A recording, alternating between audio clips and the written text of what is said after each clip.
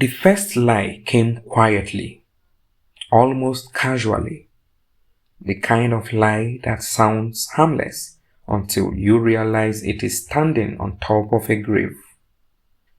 In the summer of 2008, in Orlando, Florida, a young mother named Casey Anthony told the people around her that everything was fine. Her daughter was alive. She was safe. She was with a nanny named Zenaida Fernandez Gonzalez, a name that sounded real, a name that did not exist. Casey Anthony was 22 years old, living with her parents, George and Cindy Anthony, in a modest suburban home.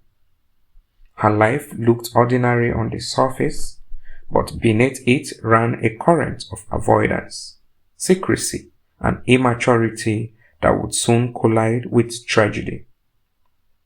Her daughter, Caylee Marie Anthony, was just 2 years old, bright-eyed, talkative, the kind of child whose presence fills a house with noise and movement.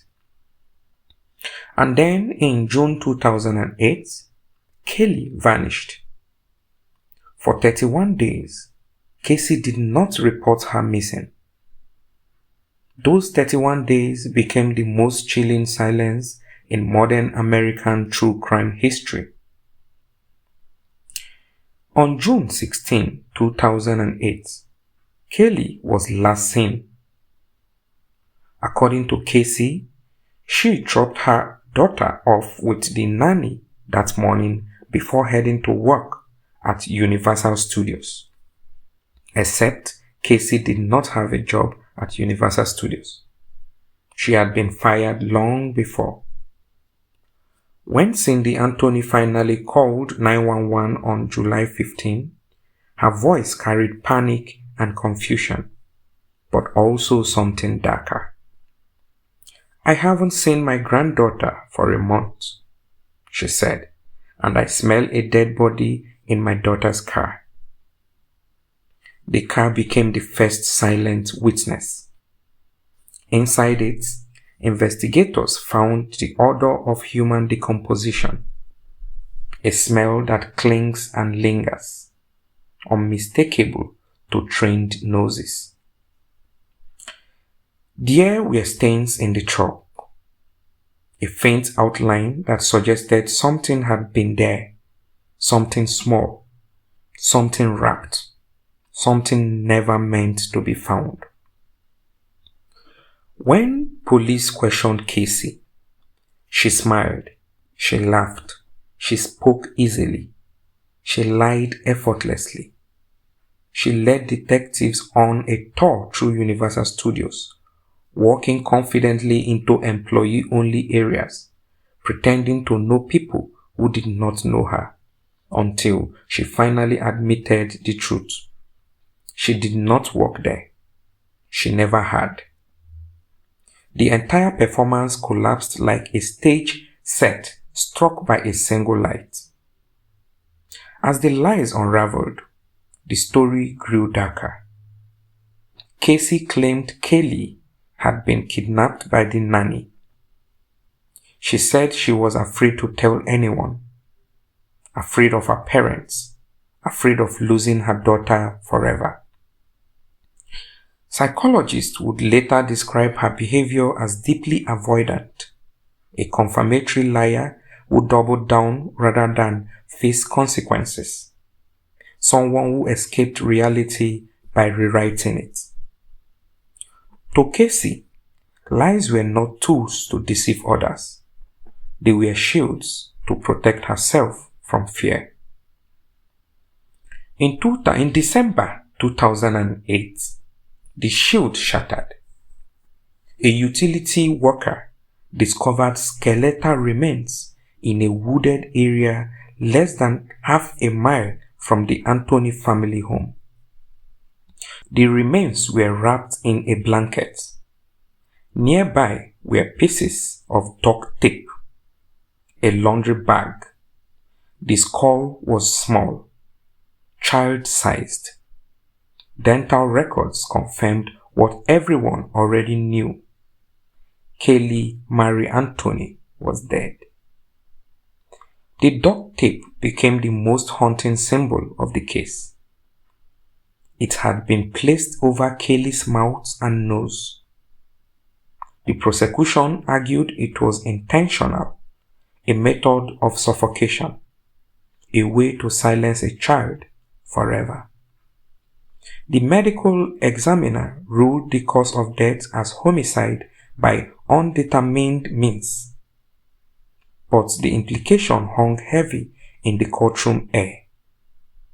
The motive, if there was one, was not money or rage, but freedom.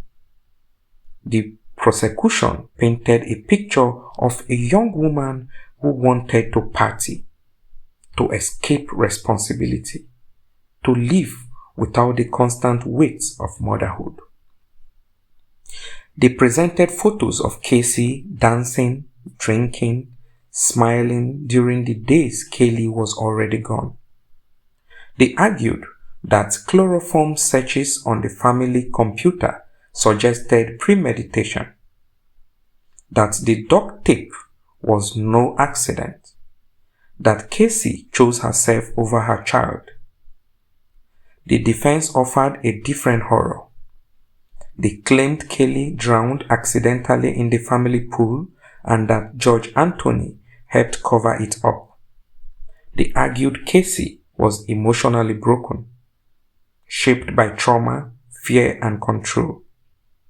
That she lived in denial, not malice. That lies were the only language she knew. The trial, held in 2011, became a global spectacle. Televisions blared courtroom footage. Strangers argued in living rooms. The name Casey Anthony became shorthand for outrage. Every gesture she made was analyzed. Every tear was judged. Every smile condemned. When the verdict came, it landed like a thunderclap. Not guilty of murder.